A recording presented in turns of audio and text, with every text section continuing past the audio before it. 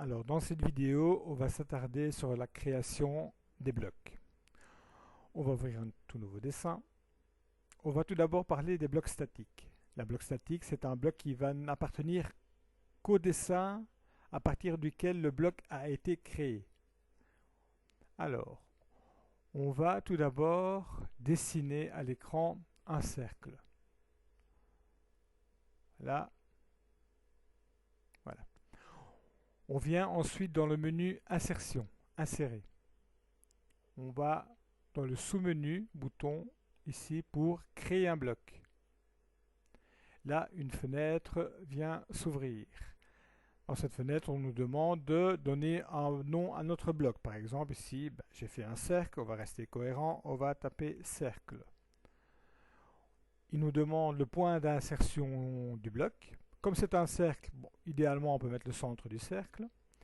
Et il nous demande également de sélectionner les objets qui font partie de notre bloc. Ici, ce sera notre cercle. On valide. On peut éventuellement mettre une petite description facultative. On clique sur OK. Et là, notre bloc est créé. Alors, on va supprimer notre cercle. Et ici, on va aller dans Insertion. On va déployer notre menu bloc récent. Là, vous voyez qu'il y a d'autres blocs. Ce sont les blocs que j'ai utilisés précédemment dans d'autres dessins. Alors, je vais mettre les valeurs originales.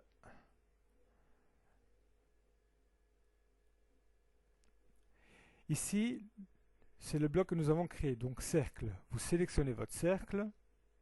Vous vous déplacez à l'écran. Vous cliquez. Hop, et vous voyez qu'il vient insérer notre cercle. Alors, en dessous, ici, vous voyez qu'il y a plusieurs options.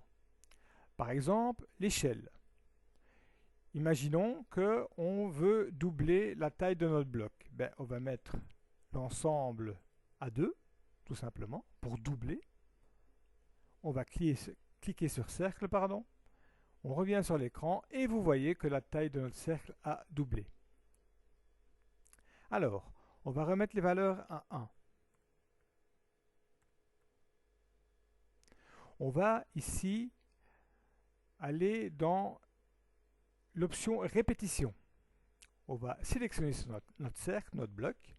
On va cliquer à l'écran une fois. Et là, vous voyez que vous pouvez insérer votre bloc autant de fois que vous voulez. Pour stopper, vous appuyez sur Escape ou clic droit de la souris. Voilà. Alors maintenant, on va faire une petite démonstration. On va ouvrir un nouveau dessin. Voilà, nouveau dessin. Je vais fermer la fenêtre de mes blocs. Et ici, on va retourner dans Insérer, bloc récent. Et là, vous voyez, on a ouvert un nouveau dessin, mais comme j'ai créé un bloc interne à un autre dessin, je ne peux pas l'exploiter dans un autre dessin. C'est un peu embêtant, effectivement, mais ça a quelques petites utilités pour des blocs minimes.